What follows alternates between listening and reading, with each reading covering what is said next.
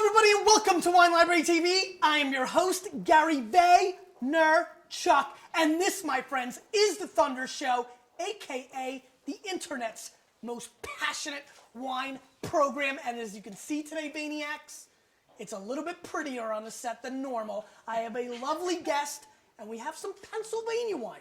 And though I hate their football teams, because I hate the Steelers and the Eagles equally, I absolutely, everybody's all sad already, I absolutely am excited about what's going on with Pennsylvania wines. You know, we've done the Chatsfords, we've done the Adams. Now we're in, jumped in the car, went on Route 80 from the Dirty Jers, did my email, got up, and all these wonderful people and some beautiful wine is in front of me. So I'm awfully excited. Guest, tell the Vaniacs who you are, why I'm here, and what we're doing today. Hi, I'm Anna Fallett from Eagle Rock Winery. Gary has been very kind to come to help us celebrate the Governor's 2008 Art Awards. We have him here specifically for that reason. Tonight is for the purpose of making money for the the Williamsport-Lycoming County Council of the Arts, and all of the proceeds from, or I should say, from the sale of his books, as well as we're going to pass the hat to all these lovely people to try to make Pass the money. hat? We are passing the hat. It's old school, I like it. So that's why we're here tonight. Thank you very much. So tell me about your wines, what got you into this, what the Eagle Rock is all about. We're doing 3 wines from Eagle Rock Winery, LaPorte, California, Pennsylvania. LaPorte, do not pronounce the E at the end. LaPorte, Pennsylvania. And so how far away is that from here where we are? It's about 35 miles. My husband is up there working tonight. He is Working the vineyards? He's actually making blueberry wine tonight. Delish. Delish. Right? Absolutely. And how long have you guys been doing this? We are very, very young. We're probably the youngest winery in this area, but we're probably one of the most progressive. Did you just diss your competition? I did, absolutely. Okay, just asking. Go ahead. We actually have been in business for about 7 years. When we first went up to LaPorte, we fought the fight, and we were the only winery up there. Had a lot of trouble getting people up there to go because it's up in the mountains. Now there is a wine trail of 9 wineries. Of course, we're the best. Of course. But and now I came back to Williamsport, which is my hometown. I am so happy to be here. I love Williamsport. And by the way, our mayor is here, wherever you are, Gabe. Yes, Gabe, the mayor is here. He's a tremendous fellow. Yes, he is. And go ahead, I'm sorry. So this is the facility where you guys make the wine here in the Williams? No, everything's made up in the LaPorte location. Right, but this is just like the event center for the winery at some level? Kind of. Yeah? Where you got the swag and everything? Yeah, we have I'm excited. It's an additional site for us.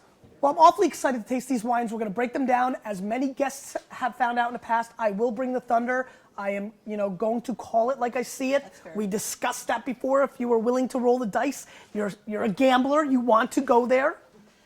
We absolutely are. We're a young winery, and we would appreciate your criticisms. Well, maybe we're going to love all the wines and say they're the greatest things that have ever touched my lips. I have no idea. Let's get directly into the first wine. Eagle Rock Winery, Chardonnay, Pennsylvania white wine, non-vintage? Because in Pennsylvania, you either have to put the vintage year or you have to put it's Pennsylvania table wine. And rather than have to redo the labels every year because we're so young and we have no money, right. We just decided to do That's why we're passing the hat That's around. exactly right. Got it. Just making sure. Right. Absolutely. So what is the suggested retail of this wine? That's $11.99. $11.99. 12 bones. The first thing I get across, right, obviously, is the color. A little bit lighter than most Chardonnays on the color. You can see it's a little bit lighter. Let's pour a little bit out for all the Vaniacs that aren't here. Let's give this wine a sniffy sniff. Sure.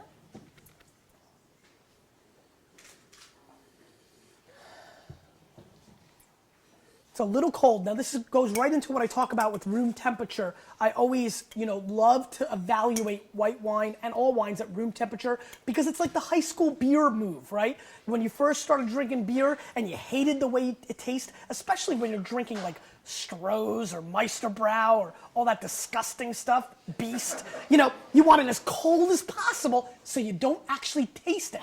That is the same trick that wine salespeople do when they're not happy with their wine. They get it as cold as possible. I'm not saying that that's what you did because we're having a party and we want the wine cold and most people prefer it cold, but we're going to need to warm this up a hair if we're going to evaluate it. That's fine. Do you know the high school beer trick? Actually, I don't drink beer, so I wouldn't know that. Fair enough. Right. Let's give it one more sniffy sniff. What are you picking up on the bouquet? I little bit of flowers. What kind of flowers? You're the better one with that one. Actually, I pick up acacia flowers on this. Do you? Okay. Yeah, which is kind of neat. And I also get really interesting like apple core. Not like an apple, but like the apple core. You know, when you like bite in, sometimes you get a pit. It brings a little bit of a tannic style to a little acidity. I'm getting a little apple core, a little acacia flower, and I also get a little. Citrus? I do. I was just gonna go there. I was gonna say, do you remember Fun Dip? You know, like you lick the thing and you stick it in, and there's like Fun Dip from all the powders. yeah. This smells a little bit like Fun Dip lime. That's interesting. Okay. Let's give it a whirl. Okay.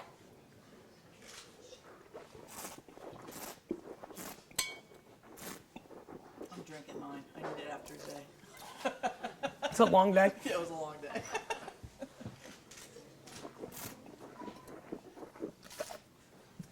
Couple questions. Number one, when I taste this Chardonnay, the first thing that runs through my mind is I'd be really surprised if it was 100% Chardonnay.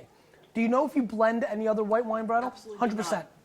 So to me, then, you know, I'm really surprised by the amount of sugar level on the Chardonnay. To me, this almost has the sugar level on the palate of something that would be blended with maybe a little bit of Riesling, maybe like 8, in my mind, and it's an imaginary blend of 90% Chardonnay, 10% Riesling, because there's very high sugar count. Now, what that could mean is a hot vintage where you get the sugar levels on the grapes. Do you know if what the sugar levels were? You're not quite sure, right? 'Cause my the husband's husband, not here, the yeah. blueberry winemaker could answer those questions, right? Exactly. So on the palate, there's good fruit. Again, it comes through with like pear core, a little bit of like apples coming through on the mid palate. It's a very focused Chardonnay, which is a very good thing. To me, it's a hair light for Chardonnay. If you're a classic Chardonnay drinker from California or the Burgundy area in France, I think this is a lighter style Chardonnay, almost the body weight of a hefty New Zealand Sauvignon Blanc. Let's give it one more shot.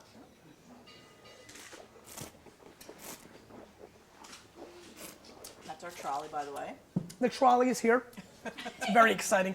What do you think about this wine? Lightly oaked, very lightly oaked. Very lightly oaked. I barely taste oak. There is no oak monster in this wine, No, not at all. which the oak monster scares the crap out of me. I think it's a nice, like you said, a nice light wine that will go well with lighter foods. Right. I agree with that. To me, this is clearly a play for crab cakes, light salads, little shrimp action, which I ate like 400 of them already over there. Did make a shrimp. This is solid Chardonnay. To me, this is, you know, reminds me of a lot of California commodity brand Chardonnays, Talus, Bogle, a lot of Columbia Crest, maybe from Washington State. To me, the value of this wine runs in the $7 to $10 price range. $12 is in the same ballpark, so I don't see anything wrong with this. To me, this is quintessential Wednesday night. You've come home from a long day, the kids are pissing you off, and you need a little bit of wine, kind of wine. You know, to me, you know, this is an 83, 84 point type wine. Solid effort, doesn't blow me away with its complexities, but it delivers on delicious value. Because of that higher residual sugar, I can see a lot of people out there that don't drink wine all the time enjoying a little bit more of the upfront fruit. There's also a little hint, as I'm yapping now on the finish, a tad of a sugar cane component on the back end, which is making me like this wine a little bit more. Good, let's move on. Alrighty. Wasn't so bad so far. So far, so good. So far, so good. Let's move on. Eagle Rock, there's fireworks on this label. That was the winning. Millionaires Heritage. Yes, and we can actually- use some of those millionaires. Any millionaires out there going to put some money in the hat? Kelly actually did this, Kelly, very nice work. and this is all his work back here, by the way. Gorgeous. Thank you. And what does this wine roll in at? This is, I forget, $15.99? I'll give you 8. $15.99. $15.99, got it. All right, so $15.99. Let's rinse a little bit here. Now this says it's a Bordeaux blend. What is this a blend of? Cab, Chamberson, Merlot. What's the other one? Cab Franc, Petit Verdot. No. Cab, Merlot, Chamberson, and what's the other one? Somebody have my list back there. It's on there. So it's predominantly Cabernet. Primary. I think it's predominantly Cab and Merlot. Cab and Merlot, okay. And we have Chamberson and a touch of. a mystery grape. Yeah, exactly. Got it. Sorry. I'm trying No to problem. Listen, I forget plenty of things. Usually, I like to forget when the Jets lose, for example. I've totally forgot about the Raider game. We were all going to bring crying towels, but we decided you would cry. No, I'm not. I'm not crying. We're 6-3. I'm going to New England on Thursday. Going up to Foxborough. You dirty Patriot fans, I'm ready for you. All right, let's give this a sniffy sniff. Yeah. What are you getting on the nose? Again, we've got flowers. Fair, lilacs. I'm getting a heavy dosage of tobacco leaf, actually, on the mid-palate nose, which is really intriguing. Very heavy layers of tobacco coming through. I also get sour cherry bouncing through the nose. This is a very aromatic bouquet, which I'm enjoying quite a bit. I'm getting lilac, sour cherries, a little hint of tobacco, and also a little New England action I just mentioned, a little cranberry coming through on this nose as well. I get a little tar, too. Tar. I get a little tar bubbles. You pop them in the summertime. Those are always fun. Asphalt action. There's also a little bit of a mulberry component to this wine, which I like quite a bit. A little mulberry pie for all the kids out there. All right, let's give it a whirl.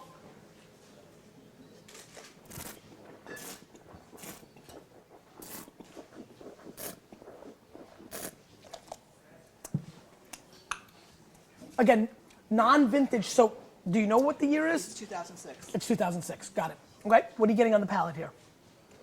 I'm still tasting a little tar. Yeah, it's a very tannic, rustic wine.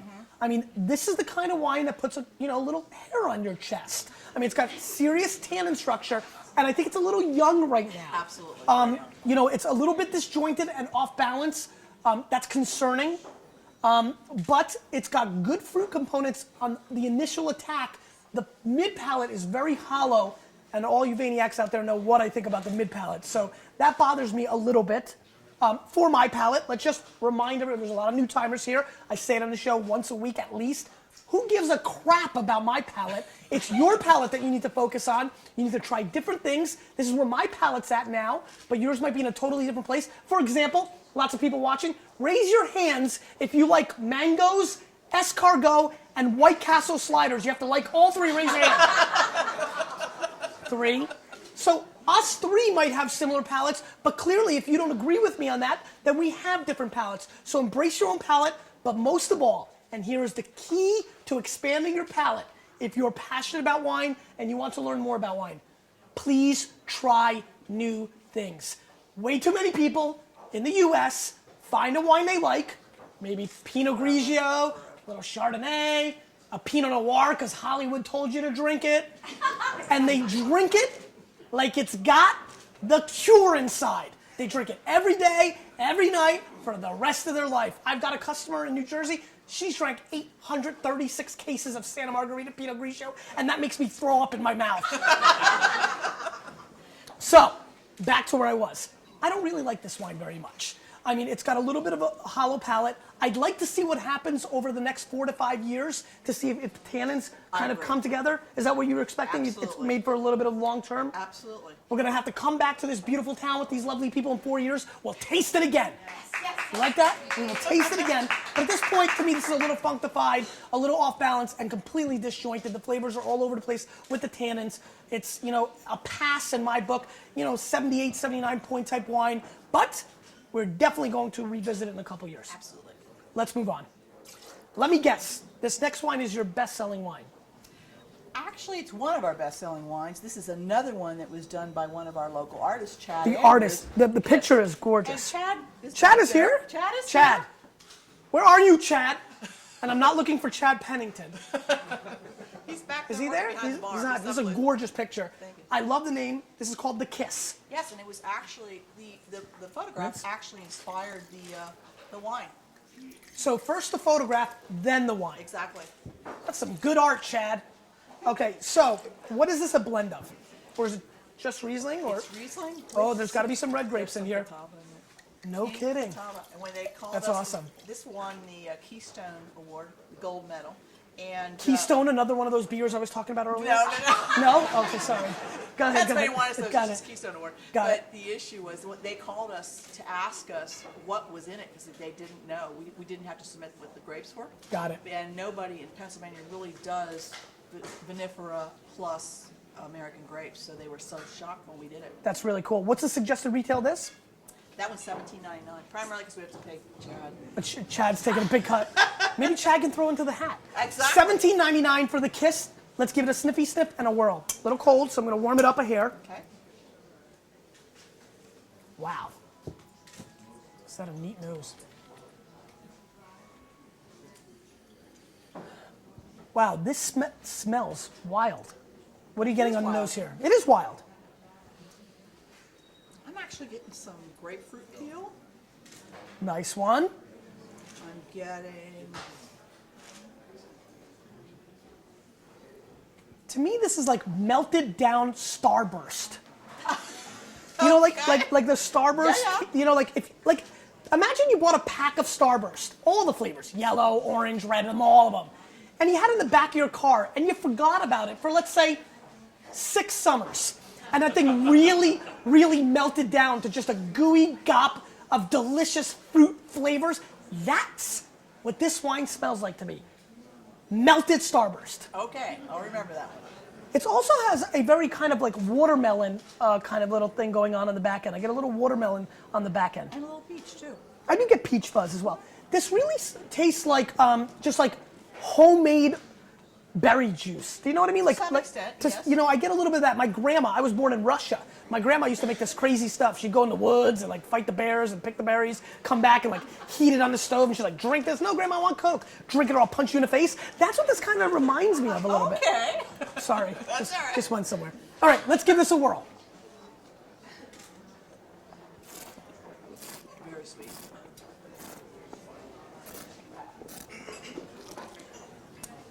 This is very, very delicious.